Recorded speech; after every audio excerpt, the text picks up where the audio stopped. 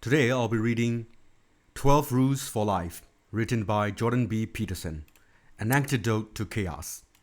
So let's begin. So in this picture, we can see little boy talking some crazy thing to the little girl who is watching the aquarium filled with crabs and lobsters, and I believe a fish market. Rule 1. Stand up straight with your shoulders back. Lobsters in territory. If you are like most people, you don't often think about lobsters unless you are eating one. However, these interesting and delicious crustaceans are very much worth considering.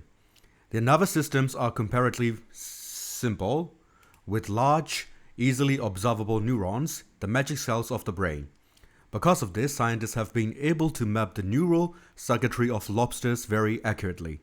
This has helped us understand the structure and function of the brain and behavior of more complex animals, including human beings. Lobsters have more in common with you than you might think, particularly when you're feeling crabby. Haha. Lobsters live on the ocean floor. They need a home base down there, a range within which they can hunt for prey and scavenge around for stray edible bits and pieces of whatever rain downs from the continual chaos of carnage and death far above. They want somewhere secure, where the hunting and the gathering is good. They want a home. This can present a problem, since there are many lobsters. What if two of them occupy the same territory, at the bottom of the ocean at the same time, and both want to live there? What if there are hundreds of lobsters, all trying to make a living and raise a family, in the same crowded patch of sand and refuse? Other creatures have this problem too. When songbirds come north in the spring, for example, they engage in ferocious territorial disputes. The songs they sing, so peaceful and beautiful to human ears, are siren calls and cries of domination. A brilliantly musical bird is a small warrior proclaiming his sovereignty. Take the wren, for example, a small, feisty, insect-eating songbird common in North America. A newly arrived wren wants a shelter place to build a nest, away from the wind and rain. He wants it close to food and attractive to potential mates. He also wants to convince competitors for that space to keep their distance. Birds in territory. My dad and I designed a house for a wren family when I was 10 years old. It looked like a Conestoga wagon and had a front entrance about the size of a quarter. This made it a good house for wrens, who are tiny, and not so good for other larger birds who couldn't get in. My elderly neighbor had a birdhouse, too, which we built for her at the same time, from an old rubber boot. It had an opening large enough for a bird the size of a robin. She was looking forward the day it was occupied. A wren soon discovered our birdhouse and made himself at home there. We could hear his lengthy, thrilling song repeated over and over during the early spring. Once he built his nest in the covered wagon, however, our new avian tenant started carrying small sticks to our neighbor's nearby boot. He packed it so full that no other bird, large or small, could possibly get in. Our neighbor was not pleased by this preemptive strike, but there was nothing to be done about it. If we take it down, said my dad, clean it up and put it back in the tree, the wren will just pack it full of sticks again. Wrens are small, and they're cute, but they're merciless. I had broken my leg skiing the previous winter, first time down the hill, and had received some money from a school insurance policy designed to reward unfortunate, clumsy children. I purchased a cassette recorder, a high-tech novelty at the time, with my proceeds. My dad suggested that I sit on the back lawn, record the wren song, play it back, and watch what happened. So I went out into the bright spring sunlight and taped a few minutes of wren laying furious claim to his territory with song. Then I let him hear his own voice. That little bird, 1/3 the size of a sparrow, began to dive bomb me and my cassette recorder, swooping back and forth inches from the speaker. We saw a lot of that sort of behavior, even in the absence of the tape recorder. If a larger bird even dared to sit and rest in any of the trees near our birdhouse, there was a good chance he would get knocked off his perch by a kamikaze wren. Now, wrens and lobsters are very different. Lobsters do not fly, sing or perch in trees. Wrens have feathers, not hard shells. Wrens can breathe underwater and are seldom served with butter. However, they are also similar in important ways. Both are obsessed with status and position. For example, like a great many creatures. The Norwegian zoologist and comparative psychologist Thorleif Schildrup observed back in 1921 that even common barnyard chickens establish a pecking order. The determination of who's who in the chicken world has important implications for each individual bird's survival, particularly in times of scarcity. The birds that always have priority access to whatever food is sprinkled out in the yard in the morning are celebrity chickens. After them come the second stringers, the hangers-on and wannabes. Then the third-rate chickens have their turn, and so on. Down the bedraggled, partially feathered and badly packed wretches who occupy the lowest, untouchable stratum of the chicken hierarchy. Chickens, like suburbanites, live communally. Songbirds such as wrens do not, but they still inhabit a dominance hierarchy. It's just spread out over more territory. The wiliest, strongest, healthiest, and most fortunate birds occupy prime territory and defend it. Because of this, they are more likely to attract high-quality mates and to hatch chicks who survive and thrive. Protection from wind, rain, and predators, as well as easy access to superior food, makes for a much less stressed existence. Territory matters. And here there is little difference between territorial rights and social status. It is often a matter of life and death.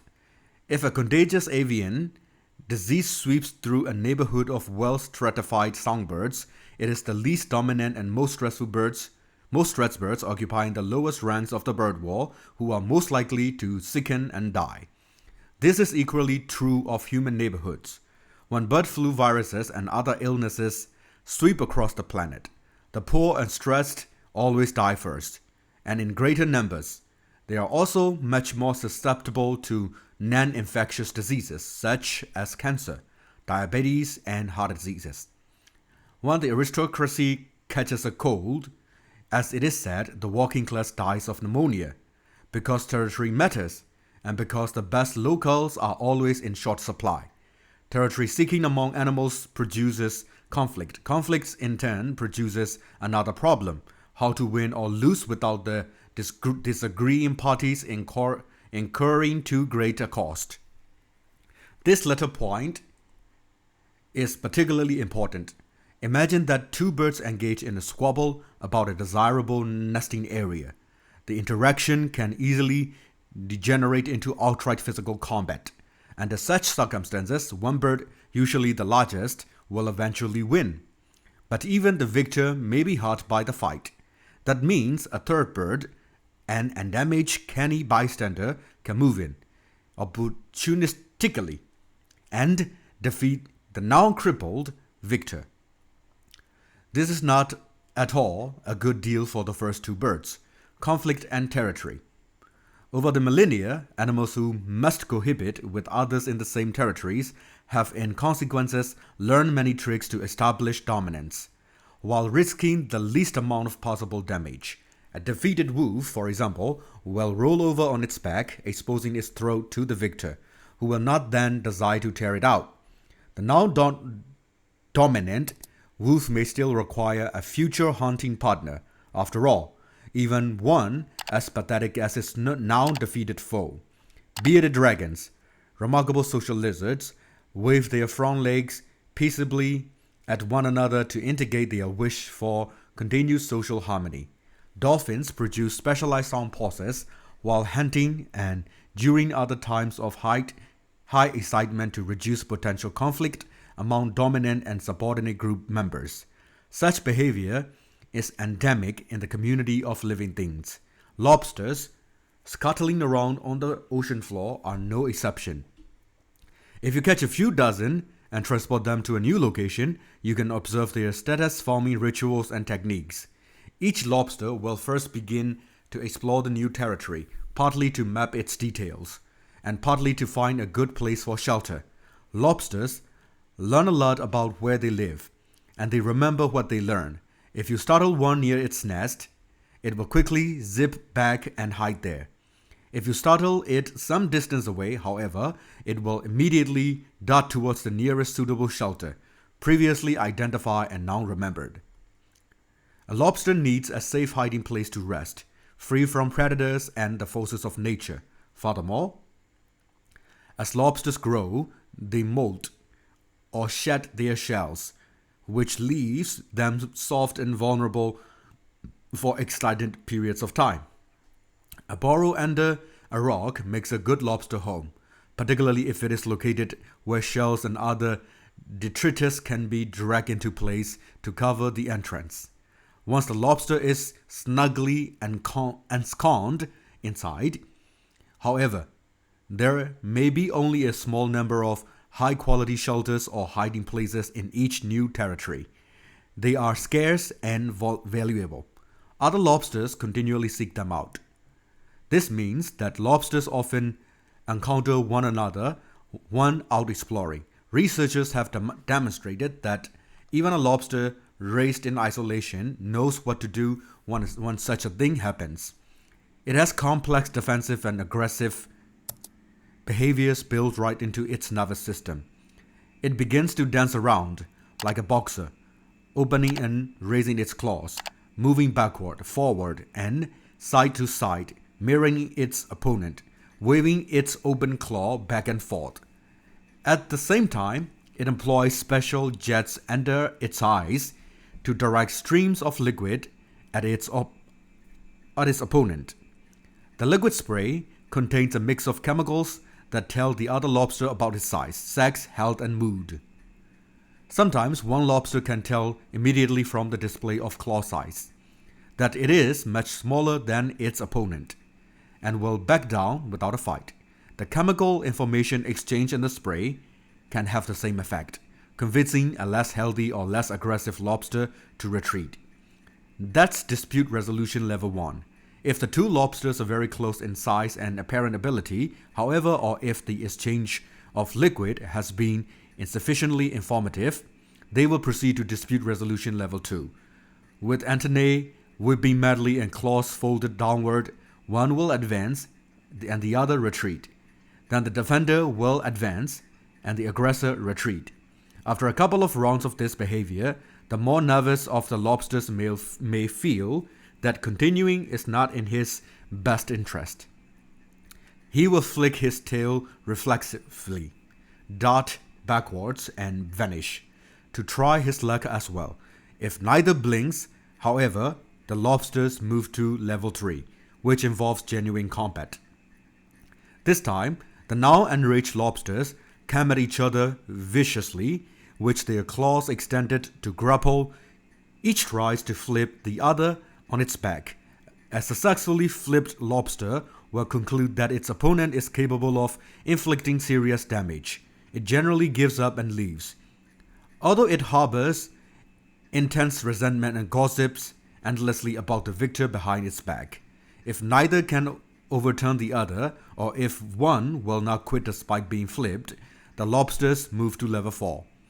Doing so involves extreme risk, and is not something to be engaged in without forethought. One or both lobsters will emerge damaged from the ensuing fray, perhaps fatally. The animals advance on each other with increasing speed. Their claws are open, so they can grab a leg or antenna or a knife stalk or anything else exposed and vulnerable. Once a body part has been successfully grabbed, the grabber will tail flick backwards, sharply with claw clump firmly shut. and try to tear it off. Disputes that have escalated to this point typically create a clear winner and loser. The loser is unlikely to survive, particularly if he or she remains in the territory occupied by the winner, now a mortal enemy. In the aftermath of a losing battle, regardless of how aggressively a lobster has behaved, it becomes unwilling to fight further, even against another, previously defeated opponent. A vanquished competitor loses confidence, sometimes for days. Sometimes the defeat can have even more severe consequences. If a dominant lobster is badly defeated, its brain basically dissolves.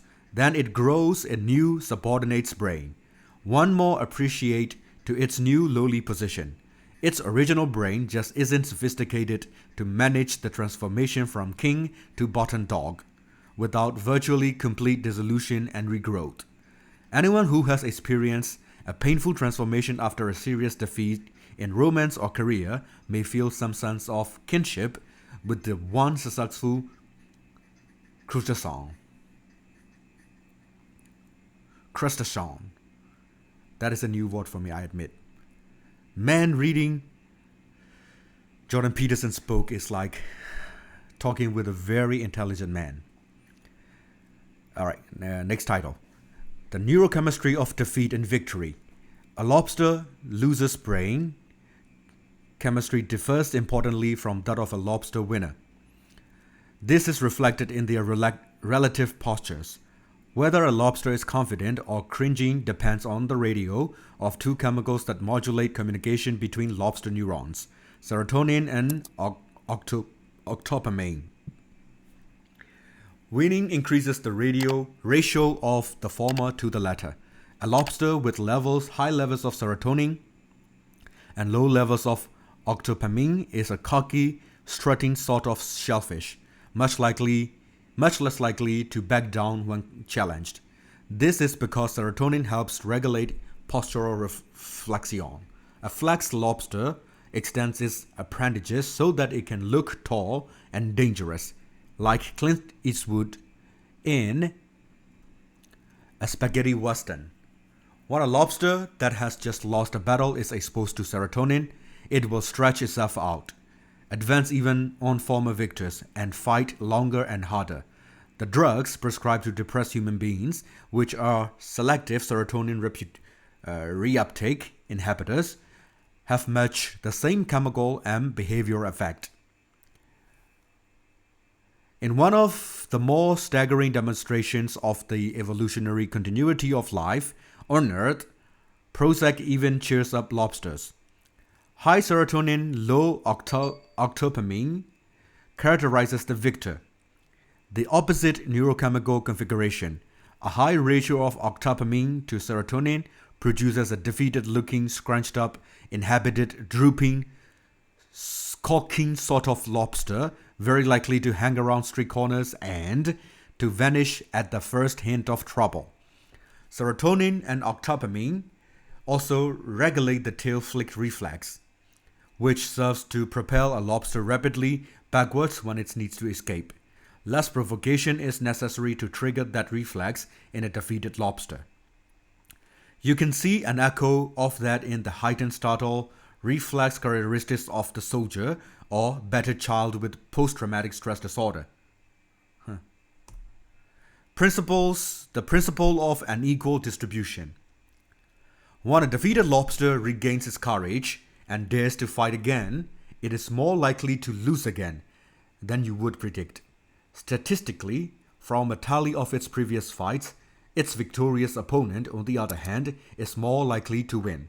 It's winner take all in the lobster wall, just as it is in human societies, where the top 1% have as much loot as the bottom 50%, where the richest 85 people have as much as the bottom 3.5 billion. That same brutal principle of unequal distribution applies outside the financial domain. Indeed, anywhere that creative production is required. The majority of scientific papers are published by a very small group of scientists. A tiny proportion of musicians produce almost all the recorded commercial music. Just a handful of authors sell all the books. 1.5 million separately titled books sell each year in the US. However, only 500 of these sell more than 100,000 copies. Similarly, just 4 classical composers, Bach, Beethoven, Mozart, Tchaikovsky, wrote all the music played by modern orchestras. Bach, for his part, composed so prolifically that it would take decades of work merely to hand copy his scores. Yet only a small fraction of this prodigious output is commonly performed. The same thing applies to the output of the other 3 members of this group of hyper-dominant composers. Only a small fraction of their work is still widely played. Thus, a small fraction of the music composed by a small fraction of all the classical composers who have ever composed makes up almost all the classical music that the world knows and loves. This principle is sometimes known as Price's Law, after Derek J. D. Solar Price, the researcher who discovered its application in science in 1963. It can be modeled using an approximately L-shaped graph, with number of people on the vertical axis and productive or resources on the horizontal. The basic principle had been discovered much earlier. Vilfredo Pareto, 1848 to 1923, an Italian polymath, noticed its applicability to wealth distribution in the early 20th century, and it appears true for every society ever studied, regardless of governmental form. It also applies to the population of cities. A very small number have almost all the people. The mass of heavenly bodies, a very small number hold all the matter. And the frequency of words in the language, 90% of communication, occurs using just 500 words. Among many other things, sometimes it is known as the Matthew principle, Matthew 25:29, derived from what might be the harshest statement ever attributed to Christ. To those who have everything, more will be given. From those who have nothing, everything will be taken. You truly know you are the Son of God when you dicta apply even to crustaceans. Back to the fractious shellfish. It doesn't take that long before lobsters, testing each other out, learn who can be messed with and who should be given a wide berth. And once they have learned, the resultant hierarchy is exceedingly stable. All a victor needs to do once he was sworn is to wiggle its antennae in a threatening manner, and a previous opponent will vanish in a puff of sand before him. A weaker lobster will quit trying, accept his lowly status, and keep his legs attached to his body. The top lobster, by contrast, occupying the best shelter, getting some good rest, finishing a good meal, parades his dominance around his territory, rousting subordinate lobsters from their shelters at night, just to remind them who's their daddy. All the gulls, the female lobsters who also fight hard for territory during the explicitly maternal stages of their existence, identify the top guy quickly and become irresistibly attracted to him. This is brilliant strategy in my estimation. It's also used by females of many different species, including humans. Instead of undertaking the computationally difficult task of identifying the best man, the female outsources the problem to the machine-like calculations of the dominance hierarchy. They let the males fight it out and peel their paramours from the top. This is very much what happens with stock market pricing, where the value of any particular enterprise is determined through the competition of all. When the females are ready to shed their shells and soften up a bit, they become interested in mating. They start hanging around the dominant lobster's pad, spraying attractive scents and aphrodisiacs towards him, trying to seduce him. His aggression has made him successful, so he's likely to react in a dominant, irritable manner. Furthermore, He's large, healthy, and powerful. It's no easy task to switch his attention from fighting to mating. If properly charmed, however, he will change his behavior towards the female. This is the lobster equivalent of 50 Shades of Grey. The fastest selling paperback of all time, and the eternal beauty and the beast plot of archetypal romance. This is the pattern of behavior continually represented in sexually explicit literary fantasies that are popular among women as provocative images of naked women are among men. It should be pointed out, however, that sheer physical power is an unstable basis on which to found lasting dominance, as the Dutch primatologist Frans de Waal has taken pains to demonstrate. Among the chimp troops he studied, males who are successful in the longer term had to buttress their physical prowess with more sophisticated attributes. Even the most brutal chimp despot can be taken down, after all, by two opponents, each 3/4 are as mean. In consequence, males who stay on top longer are those who form reciprocal coalition with their lower status compatriots, and who pay careful attention to the troops' female and their infants. The political ploy of baby kissing is literally millions of years old, but lobsters are still comparatively primitive, so the bare plot elements of beasts and beauties suffice for them. Once the beast has successfully charmed, the successful female lobster will disrobe, shedding her shell, making herself dangerously soft, vulnerable, and ready to mate. At the right moment, the male, now converted into a careful lover, deposits a packet of sperm into the appropriate receptacle. Afterward, the female hangs around and hardens up for a couple of weeks. Another phenomenon not entirely unknown among human beings. At her leisure, she returns to her own domicile, laden with fertilized eggs. At this point, another female will attempt the same thing, and so on. The northern male, with his upright and confident posture, not only gets the prime real estate and easiest access to the best hunting grounds, he also gets all the gals. It is potentially more worthwhile to be successful if you are a lobster and male. Why is this all relevant? For an amazing number of reasons, apart from those that are comically obvious. First, we know that lobsters have been around in one form or another for more than 350 million years. This is a very long time. 65 million years ago, there were still dinosaurs. That is the unimaginably distant past to us. To the lobsters, however, dinosaurs were the nouveau-riche, who appeared and disappeared in the flow of near eternal time. This means that dominance hierarchies have been an essentially permanent feature of the environment to which all complex life has adapted. A thought of a billion years ago, brains and neuron nervous systems were comparatively simple. Nonetheless, they had already had the structure and neurochemistry necessary to process information about status and society. The importance of this fact can hardly be overstated. The nature of nature.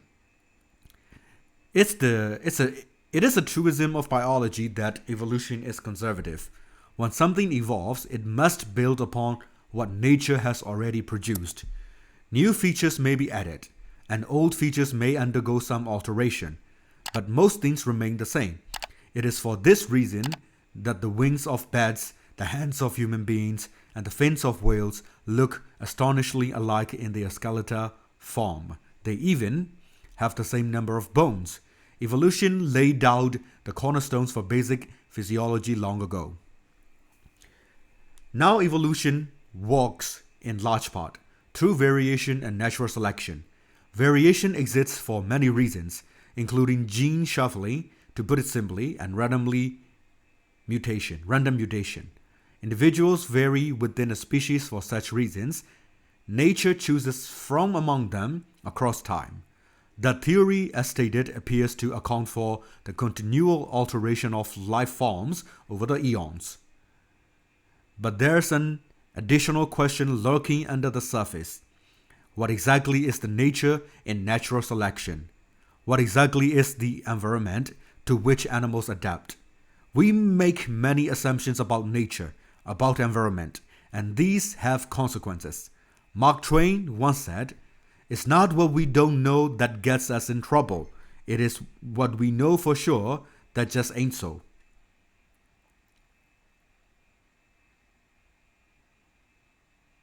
First, it is easy to assume that nature is something with the nature something static. But it's not, at least not in any simple sense. It's static and dynamic at the same time. The environment, the nature that selects itself, transforms. The famous yin and yang symbols of the Taoists capture this beautifully.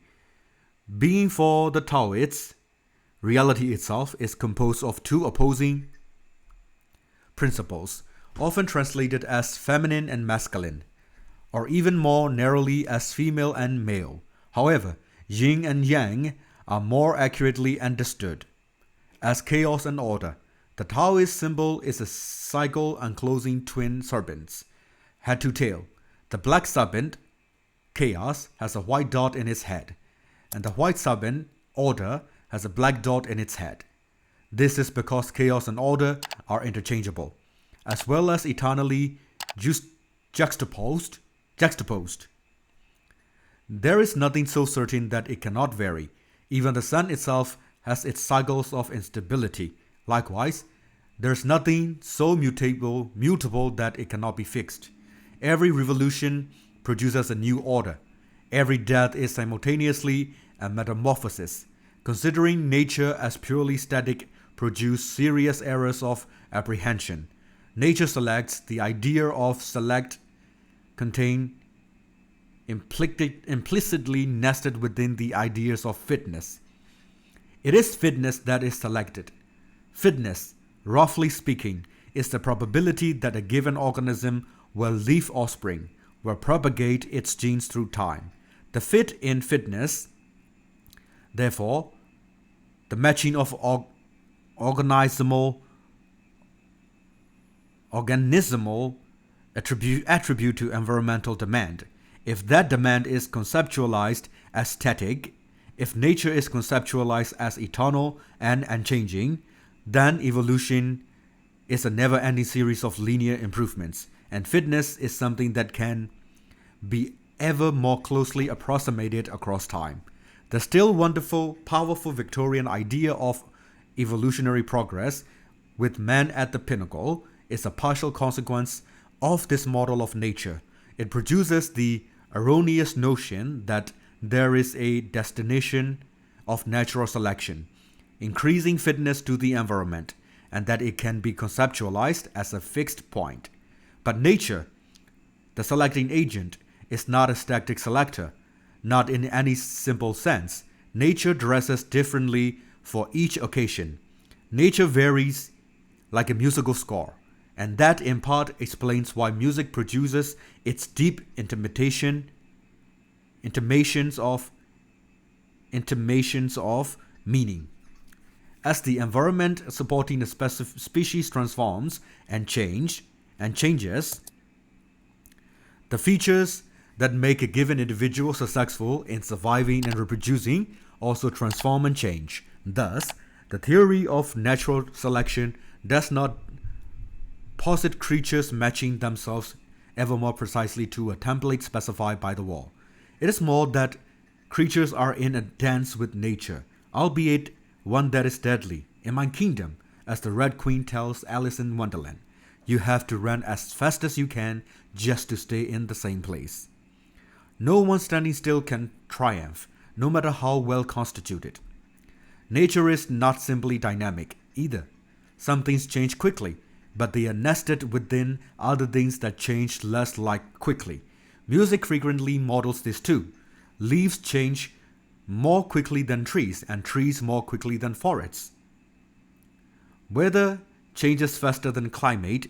If it wasn't this way, then the conservatism of evolution would not work, as the basic morphology of arms and hands would have to change as fast as the length of arm bones and the function of fingers. It's chaos within order, within chaos, within higher order.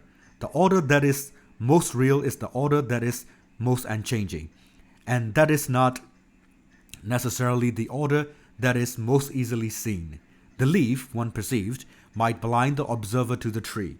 The tree can blind himself to the forest, and some things that are most real, such as the ever-present dominance hierarchy, cannot be seen at all. It is also a mistake to conceptualize nature romantically.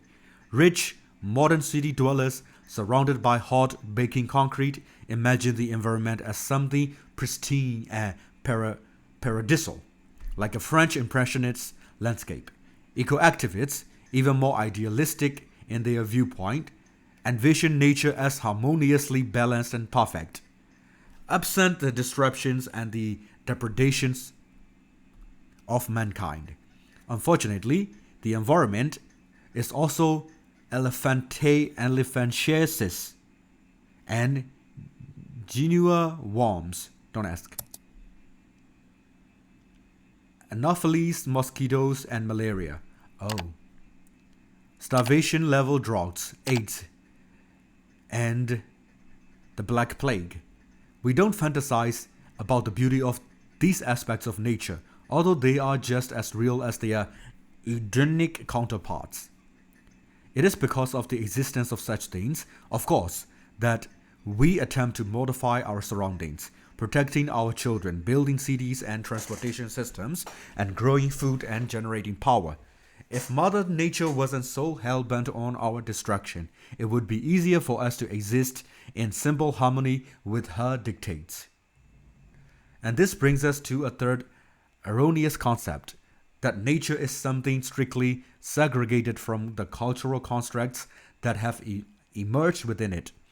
The order within the chaos and order of being is all the more natural the longer it has lasted. This is because nature is what selects, and the longer a feature has existed, the more time it has to be selected and to shape life. It does not matter whether that feature is physical and biological or social and cultural. All that matters from a Darwinian perspective is permanence and the dominance hierarchy. However social or cultural it might appear, has been around for some half a billion years. It's permanent, it's real. The dominance hierarchy is not capitalism, it's not communism either, for that matter. It's not the military-industrial complex, it's not the patriarchy, that disposable, malleable, arbitrary cultural artifact. It's not even human creation, not in the most profound sense. It is instead a near eternal aspect of the environment, and much of what is blamed on these more ephemeral manifestations is a consequence of its unchanging existence. We, the sovereign we that has been around since the beginning of life, have lived in a dominance hierarchy for a long, long time.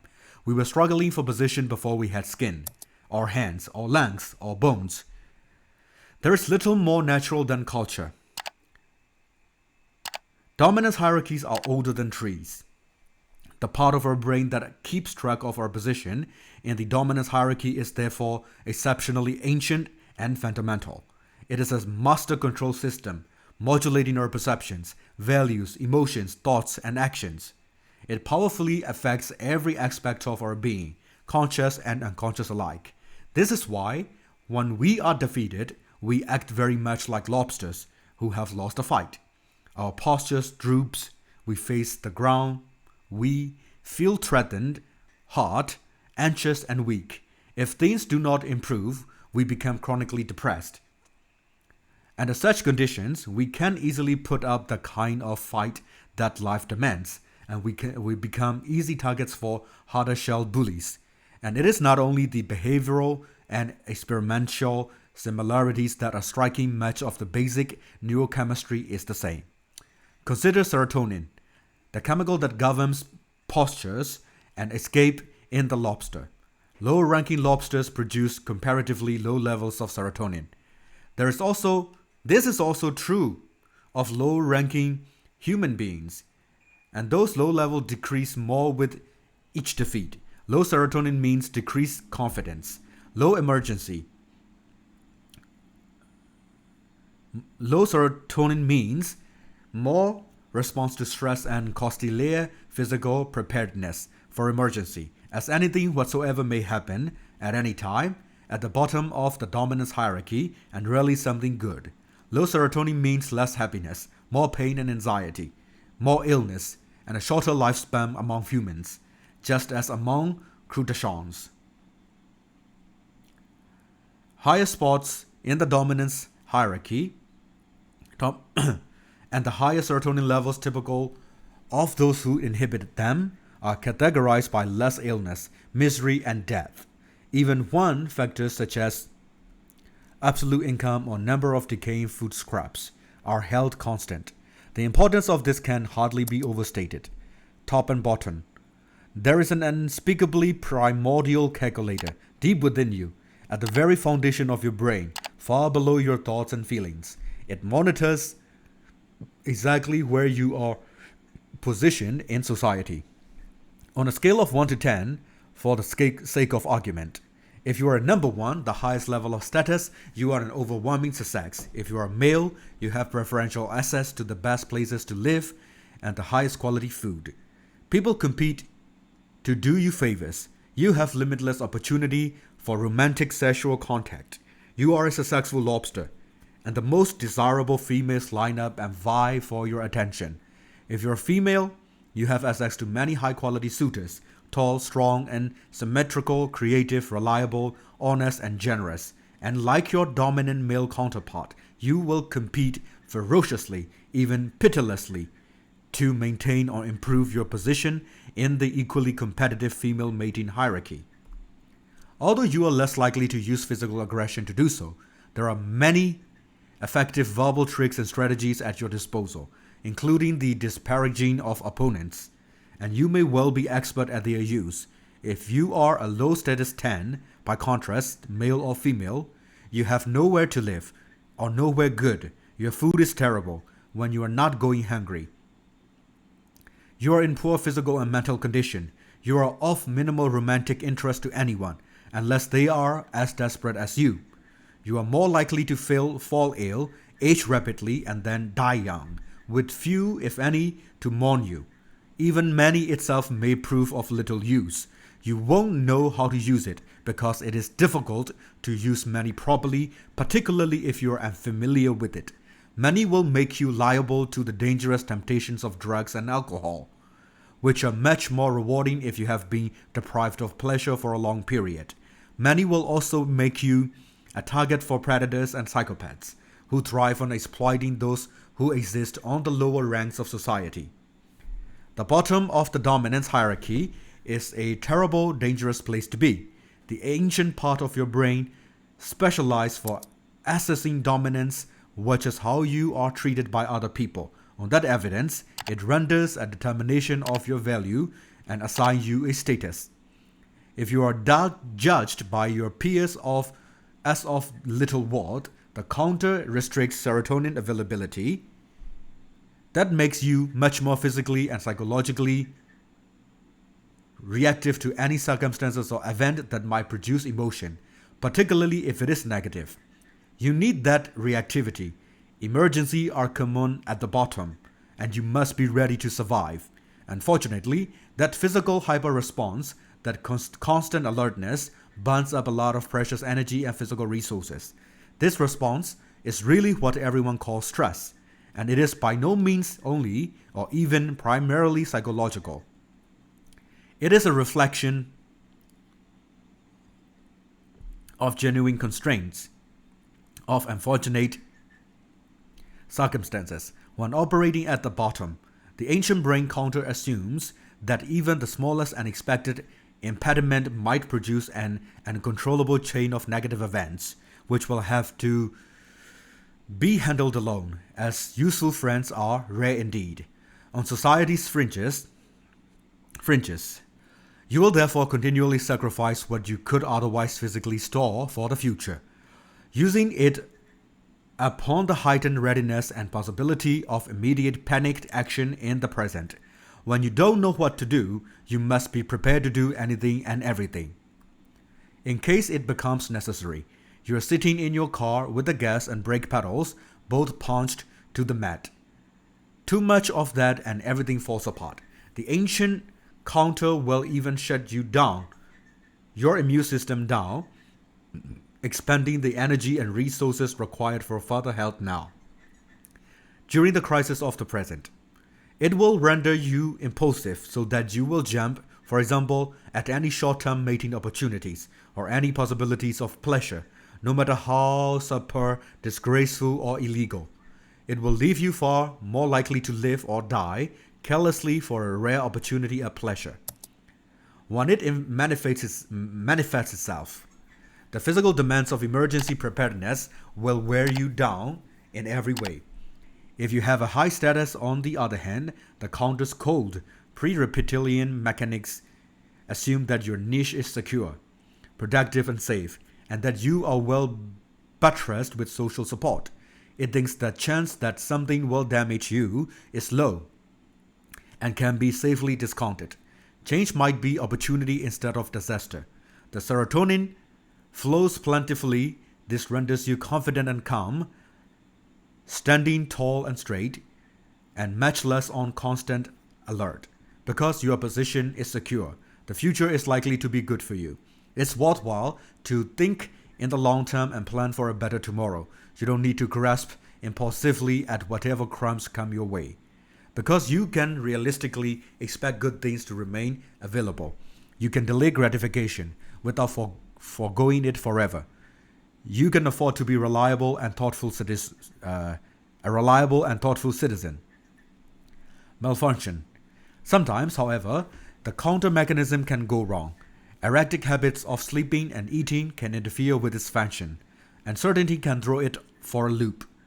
The hobby, with its various parts, needs to function like a well-rehearsed orchestra.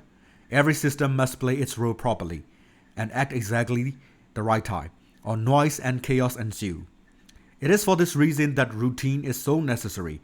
The acts of life we repeat every day need to be automatized. They must be turned into stable and reliable habits so they lose their complexity and gain predictability and simplicity. This can be perceived most clearly in the case of small children, who are delightful and comical and playful when their sleeping and eating schedules are stable, and horrible and whiny and nasty when they are not. It is for such reasons that I always ask my clinical clients first about sleep. Do they wake up in the morning at approximately the time or the typical person wakes up and at the same time every day? If the answer is no, fixing that is the first thing I recommend. It doesn't matter so much if they go to bed at the same time each evening, but waking up at a consistent hour is a necessity. Anxiety and depression cannot be easily treated if the sufferer has unpredictable daily routines. The systems that mediate negative emotion are highly tied to the probably clinical circadian rhythms. Never thought of it that way. The next thing I ask about is breakfast. I counsel my clients to eat a fat and protein heavy breakfast as soon as possible after they awaken. No simple carbohydrates, no sugars, as they are digested too rapidly and produce a blood sugar spike and rapid dip. This is because anxious and depressed people are already stressed, particularly if their lives have not been under control for a good while. Their bodies are therefore primed to hypersecrete insulin if they engage in any complex or demanding activity. If they do so after fasting all night and before eating, the excess insulin in their bloodstream will mop up all their blood sugar. Then they become hypoglycemic and psychophysiologically unstable. All day, their systems cannot be reset until after more sleep. I have had many citizens whose anxiety was reduced to subclinical levels merely because they started to sleep on a predictable schedule and eat breakfast. Other bad habits can also interfere with the counter's accuracy. Sometimes this happens directly for poorly understood biological reasons, and sometimes it happens because those habits initiate a complex positive feedback loop. A positive feedback loop requires an input detector, an amplifier, and some form of output. Imagine a signal picked up by the input detector, amplified, and then emitted in amplified form. So far, so good. The trouble starts when the input detector detects that output and runs it through the system again, amplifying and emitting it again. A few rounds of intensification and things get dangerously out of control. Most people have been subject to the deafening howling of feedback at a concert.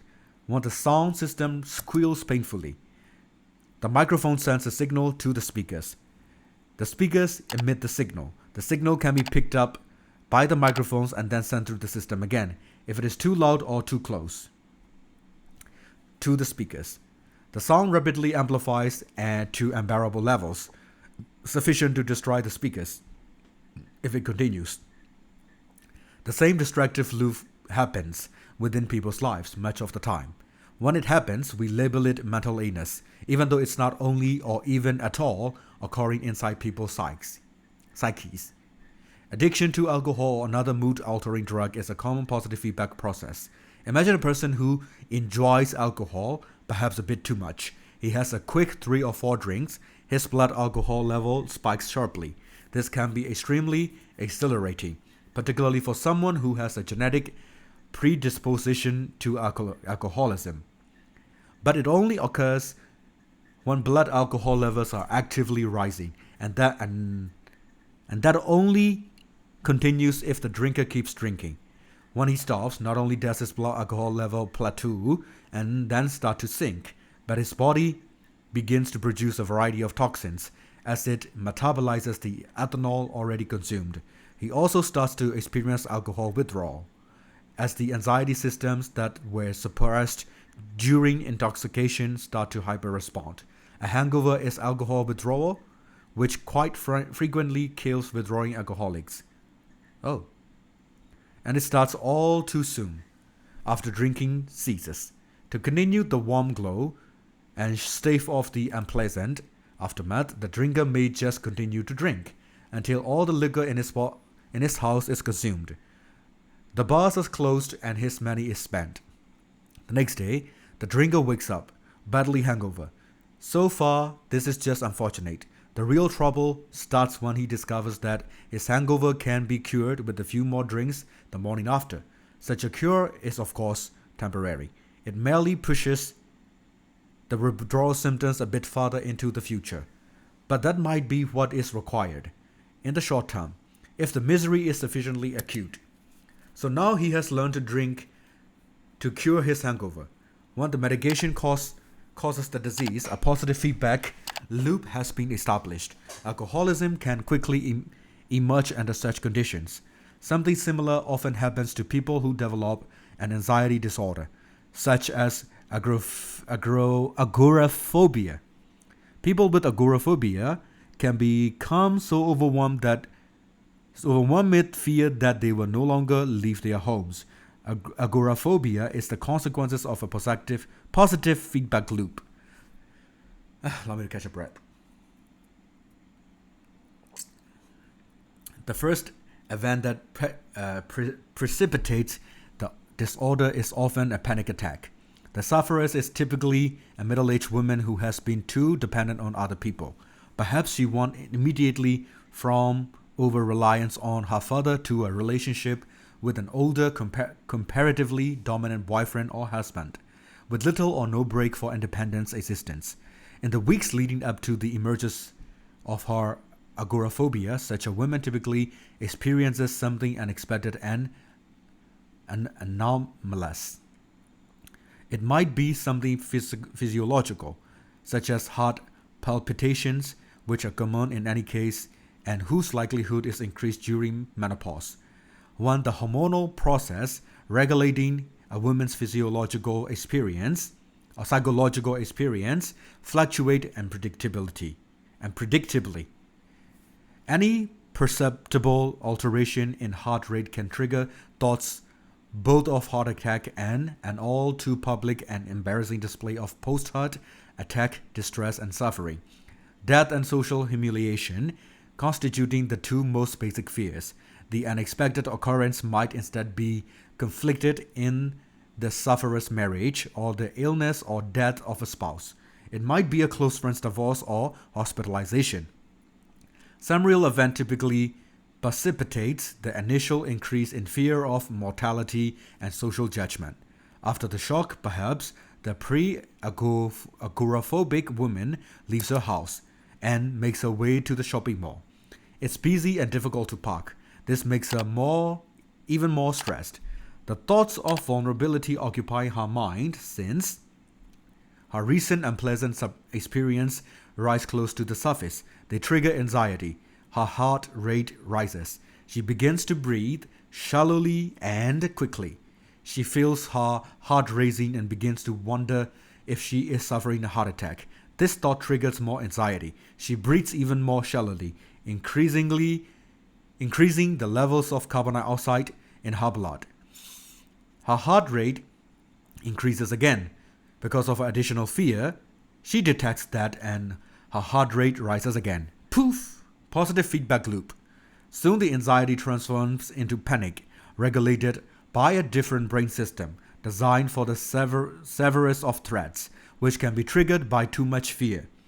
She is overwhelmed by her symptoms and heads for the emergency room, where after an anxious wait, her heart function is checked. There is nothing wrong. She is not reassured. It takes an additional feedback loop to transform even that unpleasant experience into full-blown agoraphobia. The next time she needs to go to the mall, the pre-agoraphobic becomes anxious, remembering what happened last time. But she goes anyway. On the way, she can feel her heart pounding. That triggers another cycle of anxiety and concern. To forestall panic, she avoids the stress of the mall and returns home. But now, the anxiety system in her brain notes that she ran away from the mall and conclude that the journey there was truly dangerous. Our anxiety systems are very practical. They assume that anything you ran away from is dangerous. The proof of that is, of course, the fact you ran away. So now the mall is tagged too dangerous to approach, or the budding agoraphobic has labeled herself too fragile to approach the mall. Perhaps that is not yet taking things far enough to cause her real trouble. There are places to shop, but maybe the nearby supermarket is more like enough to trigger a similar response. And once she visits it instead, and then retreats, and now the supermarket occupies the same category. Then it's the corner store. Then it's buses and taxis and subways. Soon it's everywhere. The agoraphobic will eventually become afraid of her house and would run away from that if she could. But she can't. Soon, she's stuck in her home. Anxiety-induced retreat makes everything retreated from more anxiety-inducing. Anxiety-induced retreat makes the self smaller and the ever more dangerous wall larger. There are many systems of interaction between brain, body, and social world that can get caught in positive feedback loops. Depressed people, for example, can start feeling useless and burdensome, as well as grief-stricken and pained. This makes them withdraw from contact with friends and family. Then the withdrawal makes them even more lonesome and isolated, and more likely to feel useless and burdensome. Then they withdraw more. In this manner, depression spirals and amplifies. If someone is badly hurt at some point in life, traumatized, the dominance counter can transform in a manner that makes additional hurt more rather than less likely. This often happens in the case of people, now adults, who are viciously bullied during childhood or adolescence. They become anxious and easily upset. They shield themselves with a defensive crouch and avoid the direct eye contact, interpretable as a dominance challenge. This means that the damage caused by the bullying, the lowering of status and confidence, can continue even after the bullying has ended. In the simplest of cases, the formerly lowly persons have matured and moved to new and more successful places in their lives, but they don't fully notice. They are now counterproductive physiological adaptations to earlier reality remain. And they are now more stressed and uncertain than is necessary. In more complex cases, A habitual assumption of subordination renders the person more stressed and uncertain than necessary, and the habitually submissive posturing continues to attract genuine negative attention from one or more of the fewer and generally less successful bullies still extant in the adult world.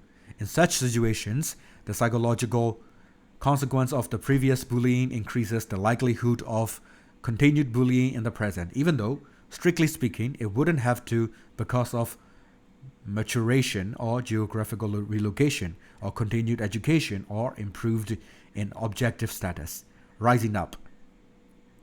Sometimes people are bullied because they can't fight back. This can happen to people who are weaker physically than their opponents. This is one of the most common reasons for the bullying experienced by children. Even the toughest of 6-year-olds is no match for someone who is 9. A lot of that power differential disappears in adulthood. However, with the rough stabilization and matching of physical size, with the exception of that pertaining to men and women, with the former typically larger and stronger, particularly in the upper body, as well as the increased penalties generally applied in adulthood to those who insist upon continuing with the physical intimidation. But just as often, people are bullied because they won't fight back. This happens not infrequently to people who are by temperament compassionate and self-sacrificing, particularly if they are also high in negative emotion, and make a lot of gratifying noises of suffering when someone sadistic confronts them. Children who cry more easily, for example, are more frequently bullied. It also happens to people who have decided for one reason or another that all forms of aggression, including even feelings of anger, are morally wrong. I have seen people with a particularly acute sensitivity to petty tyranny and over-aggressive competitiveness restrict within themselves all the emotions that might give rise to such things. Often, they are people whose fathers were excessively angry and controlling. Psychological forces are never unidimensional in their value, however, and the truly appalling potential of anger and aggression to produce cruelty and mayhem is balanced by the ability of those primordial forces to push back against oppression, speak truth, and motivate resolute movement forward in times of strife, uncertainty, and danger.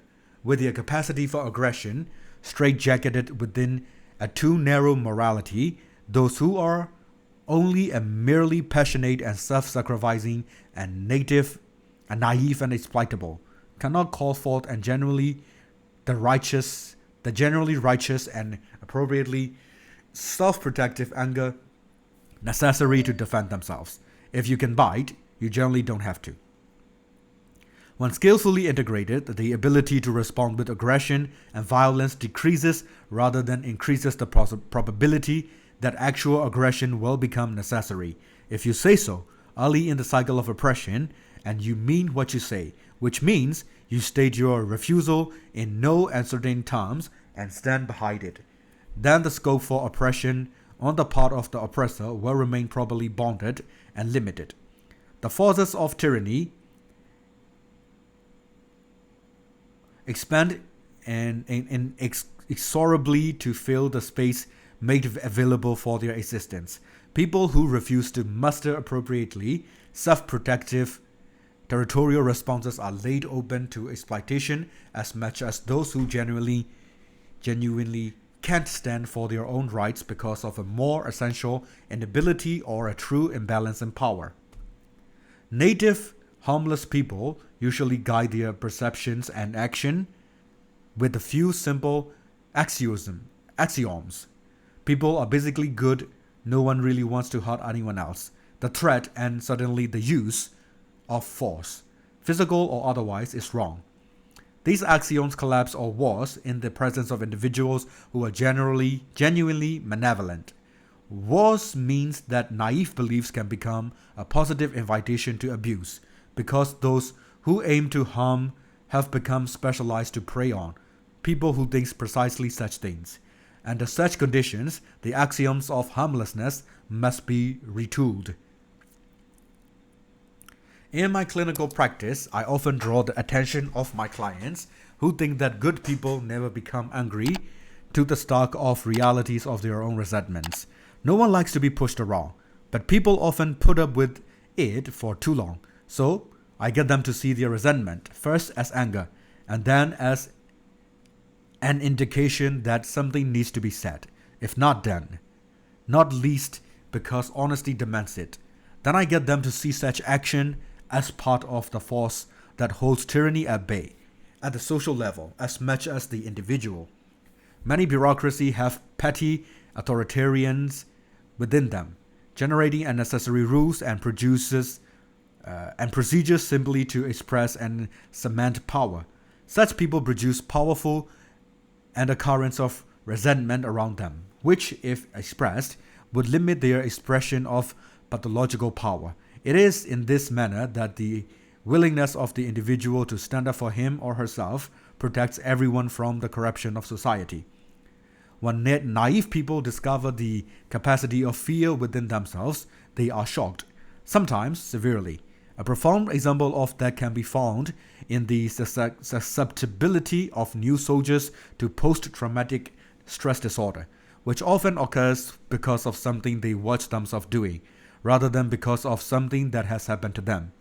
They react like the monsters they can truly be in extreme battlefield conditions, and the revelation of that capacity undoes their world. And no wonder, perhaps, they assume that all of history's terrible perpetrators were people totally unlike themselves. Perhaps they were never able to see within themselves the capacity for oppression and bullying, and perhaps not in their capacity for assertion and success as well.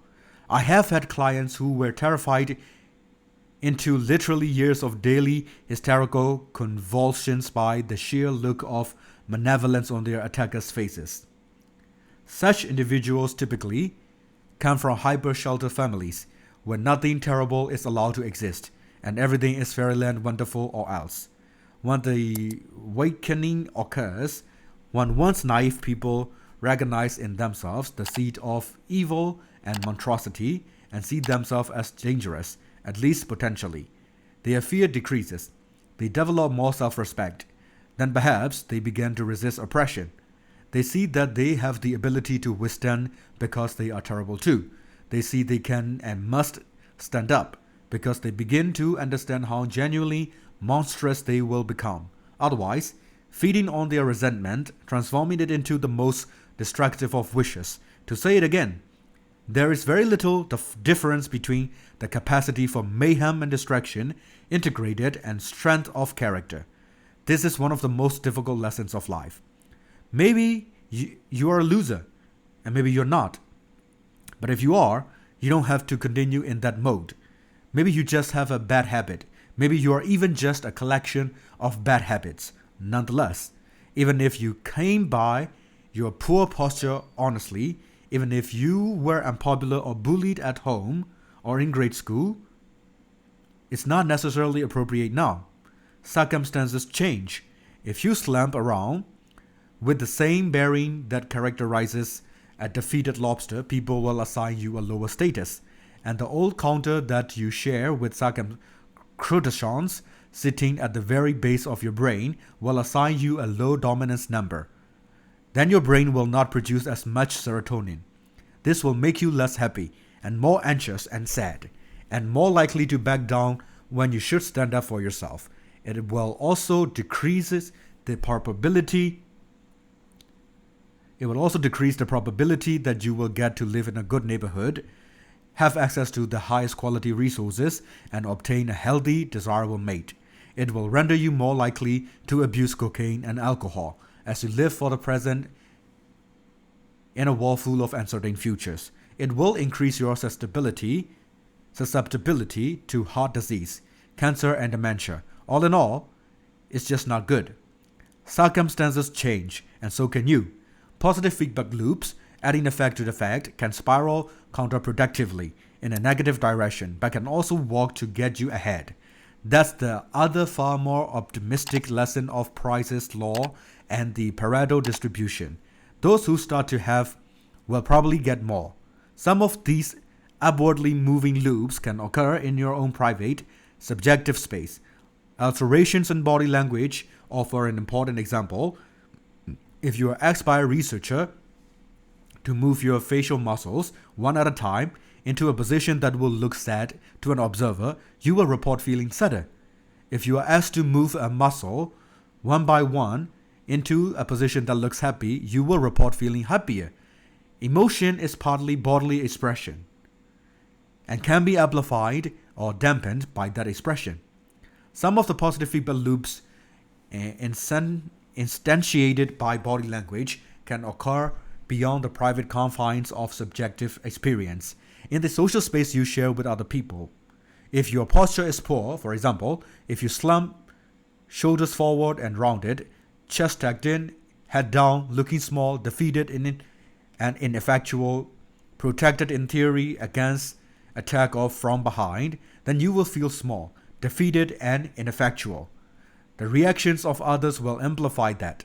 People, like lobsters, size each other up, partly in consequences of stance. If you present yourself as defeated, then people will react to you as if you are losing. If you start to straighten up, then people will look at that and treat you differently. You might object. The bottom is real. Being at the bottom is equally real. A mere transformation of posture is insufficient to change anything that fixed.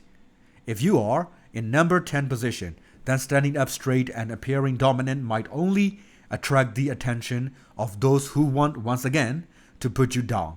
And fair enough, by standing up straight with your shoulders back is not something that is only physical, because you're not only a body, you are a spirit, so to speak, a psyche as well. Standing up physically also implies and invokes and demands standing up metaphysically. Standing up means voluntarily accepting the burden of being. Your nervous system responds to it in an entirely different manner when you face the demands of life voluntarily. You respond to a challenge instead of bracing for catastrophe. You see the gold the dragon hoards instead of shrinking in terror from the all too real fact of the dragon. You step forward to take your place in the dominance hierarchy and occupy your territory, manifesting your willingness to defend, expand, and transform it. That can all occur practically or symbolically, as a physical or a conceptual restructuring. To stand up straight with your shoulders back is to accept the terrible responsibility of life. With eyes open wide, it means deciding to voluntarily transform the chaos of potentials into the realities of habitable order. It means adopting the burden of self-conscious vulnerability and accepting the end of the unconscious paradise of childhood, where finitude and mortality are only dimly comprehended. It means willingly undertaking the sacrifices necessary to generate a productive and meaningful reality. It means acting to please God, in the ancient language. To stand up straight with your shoulders back means building the ark that protects the walls from the flood, guiding your people through the desert after they have escaped tyranny, making your way away from comfortable home and country, and speaking the prophetic word to those who ignore the widows and children. It means shouldering the cross that marks the eggs, the place where you and being intersect so terribly. It means casting that rigid and too tyrannical order back into the chaos in which it was generated. It means withstanding the ensuing uncertainty and establishing in consequence a better, more meaningful and more productive order. So attend carefully to your posture. Quit drooping and hunching around. Speak your mind. Put your desires forward as if you had a right to them, at least the same right as others. With tall and gaze forthrightly ahead, dare to be dangerous, encourage the serotonin to flow plentifully through the neural pathways desperate for its calming influence. People, including yourself, will start to assume that you are competent and able, or at least they will not immediately conclude the reverse. Emboldened by the positive responses you are now receiving, you will begin to be less anxious. You will then find it easier to pay attention to the subtle social clues that people exchange when they are communicating. Your conversations will flow better with fewer awkward pauses. This will make you more likely to meet people, interact with them, and impress them. Doing so will not only genuinely increase the possibility that good things will happen to you, it will also make those good things feel better when they do happen. Thus, strengthened and emboldened, you may choose to embrace being and work for its furtherance and improvement. Thus strengthened, you may be able to stand even during the illness of a loved one, even during the death of a parent, and allow others to find strength alongside you when they would otherwise be overwhelmed with despair. Thus emboldened, you will embark on the voyage of your life. Let your light shine, so to speak.